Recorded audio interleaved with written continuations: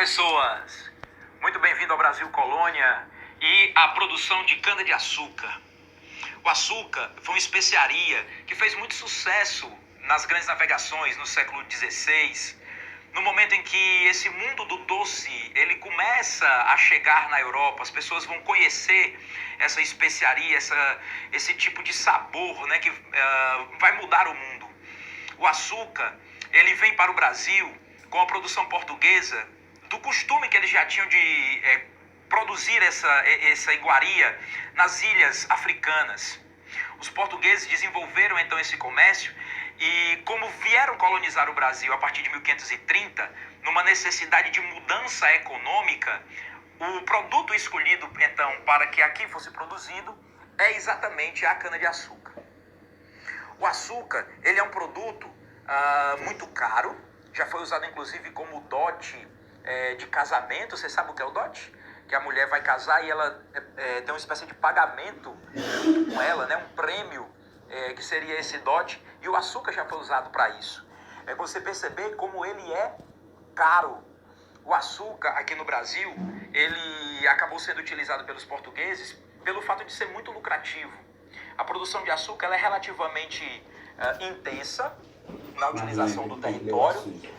Custa um pouco a máquina, né, a compra da máquina, mas o lucro depois compensa. E a Europa, no período da colonização brasileira, era uma das grandes consumidoras, né, de açúcar no mundo. Então o açúcar tinha uma boa produção, uma produção intensa, uma produção lucrativa, que garante essa lucratividade. Aqui no Brasil o açúcar daria muito certo devido ao clima, o solo, principalmente no Nordeste, né, em Pernambuco, em que o solo de Massapê foi perfeito para o cultivo desse produto, da cana-de-açúcar. E nós ainda vamos ter uma parceria de Portugal com os holandeses que vão investir nos engenhos aqui no Brasil. Os engenhos, eles vêm junto com os primeiros colonos. Depois que, a partir de 1530, é decidido que o Brasil será ocupado efetivamente para afastar os franceses, para lucrar com a terra, característica do mercantilismo, né, o sistema econômico daquele momento, em que eu retiro essa riqueza da colônia para fortalecer a metrópole, e aí eu preciso utilizar um produto para esse enriquecimento. E o açúcar, então, vem a partir de 1530, juntamente com os primeiros colonos, e a partir desse momento, dessas mudas, então, a formação dos primeiros engenhos. O engenho, pessoal, ele é uma propriedade. Primeiramente, o engenho ele era conhecido como a máquina, aquela que moe, né, a cana. Você coloca a cana, ela moe, tira o caldo ali para poder preparar os produtos, e então o engenho seria essa máquina que moe a cana-de-açúcar. Porém, com o passar do tempo, acabou se batizando toda a propriedade da produção açucareira de engenho. Os engenhos brasileiros eles têm praticamente três partes. A gente chama de engenho, o local onde tem a produção de açúcar, o local onde tem a extração do caldo, né, o esquentamento para fazer ali o melaço. E nós temos também a Casa Grande. A Casa Grande, ela é o centro do engenho, é onde mora o senhor de engenho. E esse senhor de engenho ele tem um papel muito importante na sociedade colonial brasileira. O senhor de engenho, ele é o administrador do engenho e por isso também um certo político local. Vamos lembrar que nesse período nós temos o Brasil dividido em capitanias hereditárias e posteriormente em governo geral. O Brasil ele tem um poder distante, porque o rei está lá na Europa, e meio que o fato de ser um senhor de engenho dentro do Brasil dá muito poder político a essa pessoa, porque você entende que aquela vigília política ela está do outro lado do Atlântico. Então o senhor de engenho é uma situação de muito conforto referente aos nobres portugueses, mas estando aqui no Brasil. Imagine o poder do senhor de engenho, que da mesma forma que ele manda alterar alguma coisa dentro de sua casa, ele também manda fora da sua casa. Ele manda no engenho, ele manda no escravo. Então é uma situação de muito conforto e isso gera na sociedade açucareira brasileira uma característica patriarcal. Ou seja, o homem, a figura masculina, é que é, né, a referência de poder no princípio da nossa colonização. Nós podemos citar também, dentre essas partes do engenho, a senzala, que é o local onde ficam os africanos, essa terceira parte, né, o engenho, a casa grande e a senzala, onde eu tenho ali a vivência dos escravos, os escravos africanos, e com uma proximidade na casa grande, né, para que eles ficassem em constante vigia, eles ficassem em constante observação para a produção e o trabalho nos fornos, né, do engenho. Outra característica dessa sociedade, além do patriarcalismo, é que ela era homogênea. O que é que significa isso? Significa dizer que existe quem manda e quem obedece. Não há muita diferença social. O senhor de engenho é essa figura que a gente chama de aristocrática, aristocracia, uma elite. Ele manda e, dependente dele, há todo o povo que circunda o engenho. Nós vamos ter uma mão de obra presente livre também nos engenhos. É o carpinteiro, é o ferreiro, é o próprio engenheiro da produção de cana-de-açúcar, aquele que tem a noção, né, do calor da cana, da produção para transformar em açúcar. São mão de obras livres, mas que elas fazem parte de toda a estrutura do engenho, ou seja, elas são mão de obras livres dependentes do senhor de engenho. E na base dessa sociedade nós temos a figura do escravo. Então veja que há quem manda e quem obedece a uma estrutura homogênea. É uma sociedade rural, vivem, né, em fazendas, nos engenhos. É uma sociedade litorânea. É uma sociedade que a gente chama de prolífica. Ou seja, ela tem muitos filhos. Por uma influência católica, também pela necessidade de mão de obra para os mais pobres, pela mortalidade infantil, você ter muitas crianças porque só algumas irão vingar, o período era muito prejudicial para o nascimento das crianças. E essa sociedade, então, ela era baseada no poder do patriarcalismo e na base econômica dos escravos. Quando a gente fala de engenho ainda também, nós devemos perceber que havia, fora a Casa Grande, a senzala e o engenho, nós temos as plantações, certo? A presença da Igreja Católica, ou seja, há uma capela dentro dos engenhos, devido à fé exatamente desse povo, ok? E aí essa estrutura são as primeiras estruturas sociais, né, vamos dizer assim, pelo o convívio das pessoas no Brasil, ou seja, os engenhos que serão esses primeiros núcleos de povoação depois da colonização a partir de 1530. Uma característica relacionada aos engenhos e também que acabou marcando o período colonial brasileiro é chamada Revolta dos Beckman. Os Beckman foram irmãos que protestaram contra o governo português exatamente pelo uso da mão de obra. Esses irmãos, eles queriam continuar traficando indígenas, já que a mão de obra africana era muito cara. Eles pretendiam utilizar os índios como escravos, mas eles tinham um sério problema com os padres jesuítas, que vieram para o Brasil catequizar os índios e não aceitavam a escravidão, né, desse povo, porque afinal de contas o índio ele deveria ser catequizado e não escravizado. Os Beckman vão fazer uma reclamação formal ao rei de Portugal, dizendo que não aceitavam a interferência da Companhia do Comércio aqui no país, que queriam manter essa mão de obra escrava indígena, mas eles serão duramente reprimidos. E daí, dentro desse processo de comércio, nós temos essa revolta, uma revolta que nós consideramos nativista, porque é uma revolta que protesta contra uma coisa local e é duramente reprimida pelo governo. Uma última característica dessa fase, né, que nós podemos citar de economia no Brasil, são as fazendas de gado. O gado ele vai ser uma mão de obra muito importante para a cultura brasileira como um subsídio da cana-de-açúcar. Nós temos basicamente dois tipos de engenhos no Brasil. O engenho real, que é o engenho movido à água, quando a água move o moinho, e o engenho de Trapiche, que é um engenho movido a gado. E aí por isso a importância do gado, né, ali como uma economia subsidiária da cana-de-açúcar, ou seja, sustentada pela cana-de-açúcar. O gado era utilizado para mover o moinho, certo? Utilizado também para fazer o transporte de mercadorias. Ele servia para carregar as carroças e logo também será utilizado como própria mercadoria. Aproveitando suas partes, como o couro e a carne, né, o gado vai ter um importante papel para o sustento dos colonos e também para a interiorização do país. Mas toda essa estrutura a gente vai ver numa próxima aula. Até!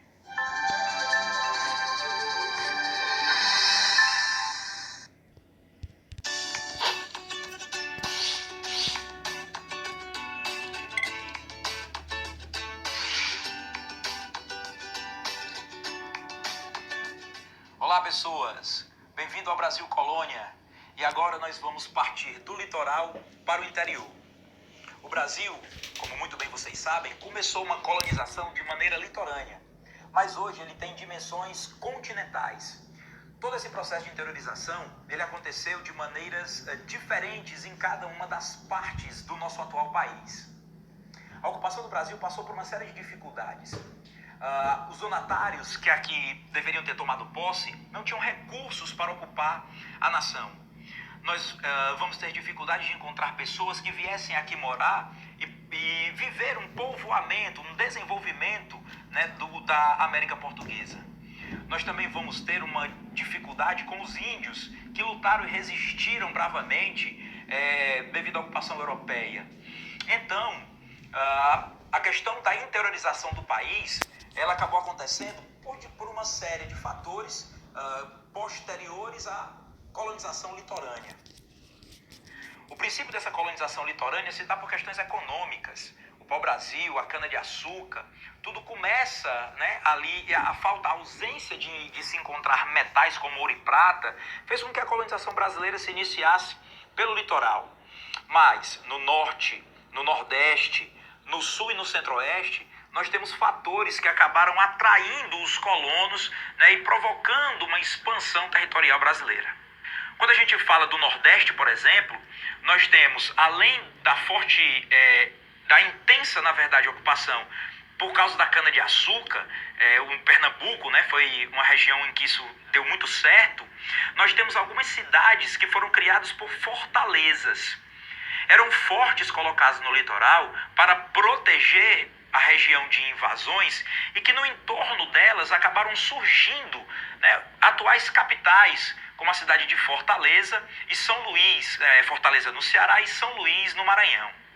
Além dos fortes, outra característica que proporciona uma intensa ocupação e interiorização do Nordeste são os currais. O Nordeste brasileiro, além do Sul também, mas falando agora do Nordeste, ela tem uma ligação muito presente com o gado. O gado era uma atividade econômica unificada com a produção de açúcar, porque o gado ajudava a mover o moinho e ajudava também no transporte de mercadorias. Dessa maneira, o gado ele era muito próximo do nordestino.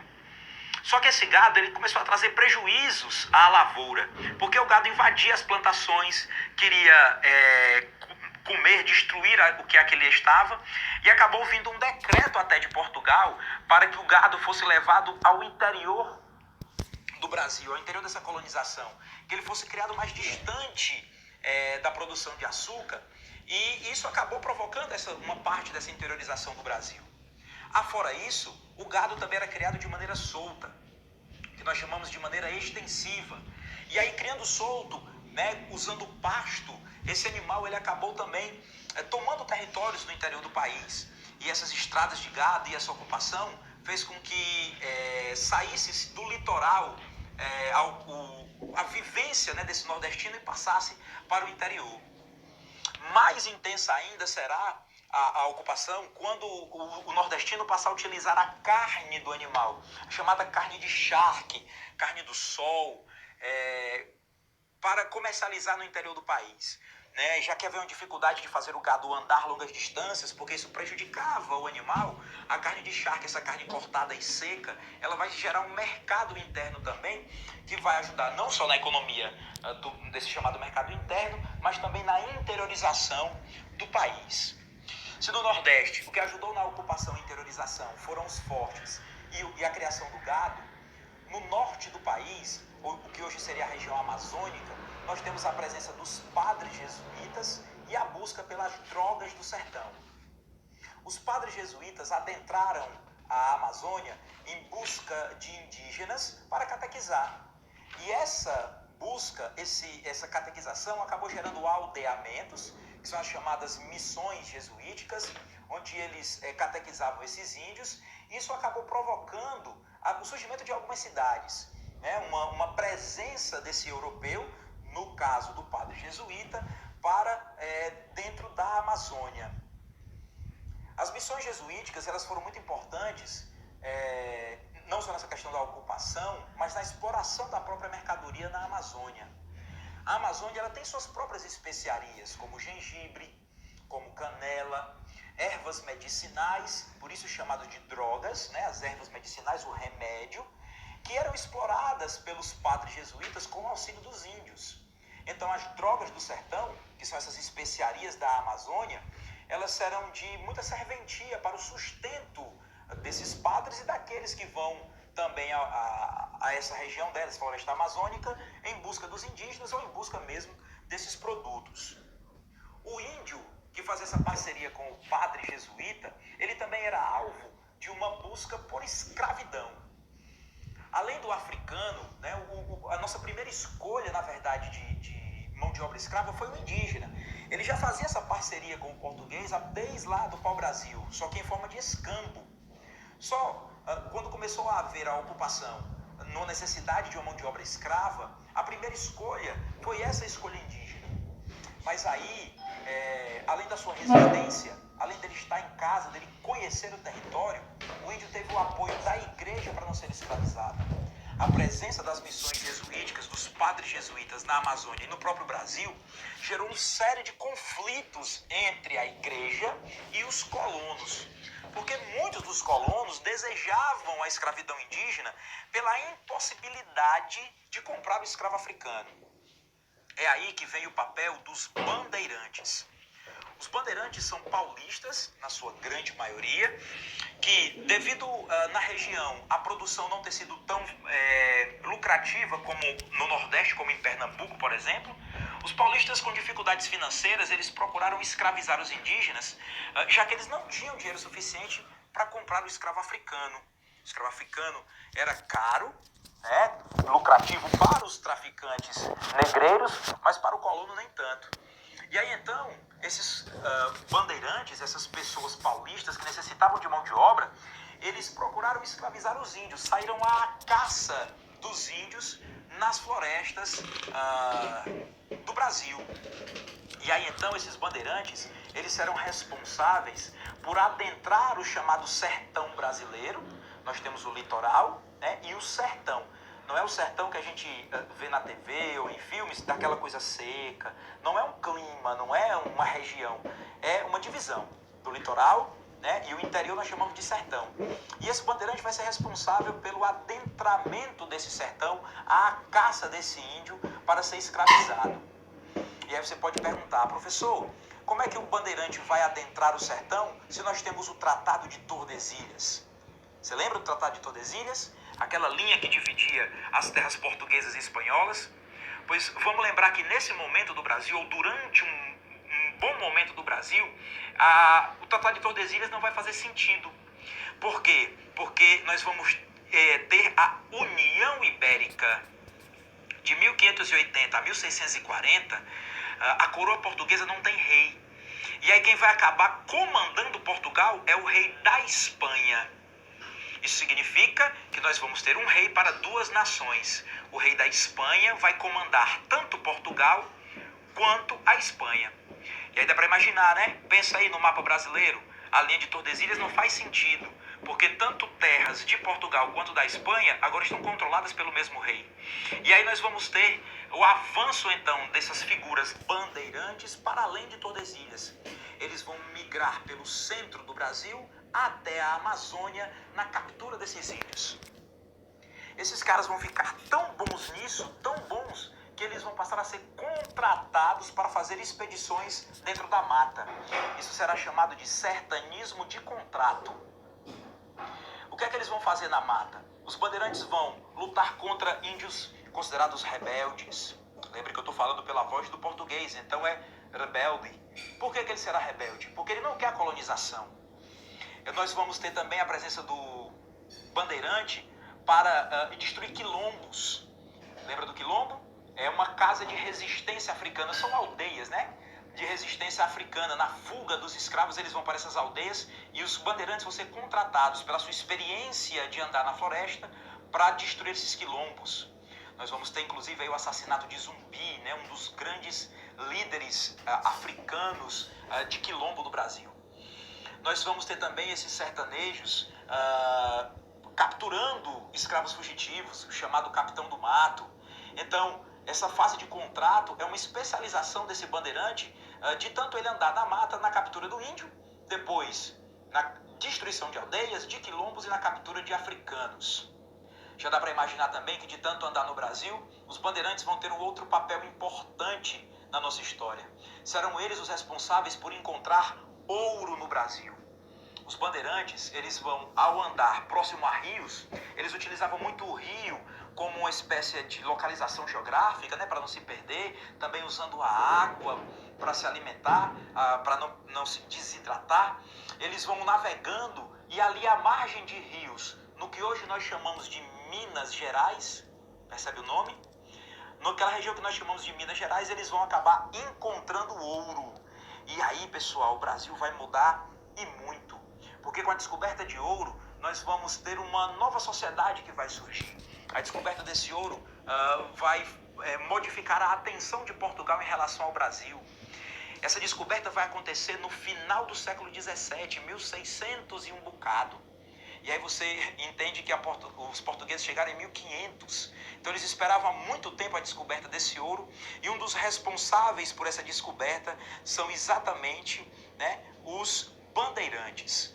Então, os bandeirantes, eles são figuras dúbias na história do país, pelo fato de que, ao mesmo tempo que eles prenderam índios, mataram negros, eles também foram responsáveis por encontrar o minério e expandir as fronteiras nacionais, além do Tratado de Tordesilhas. Então, dá-se a notar que esses fatores, como o gado no Nordeste, o gado no sul do país, fortes no litoral nordestino, as drogas do sertão na Amazônia e a chegada dos bandeirantes para além de Tordesilhas vão acabar sendo responsáveis por um Brasil de hoje, né? Pelo início dessa história de um Brasil de tamanhos continentais. E o restante dessa história a gente vai ver nos próximos capítulos. Até!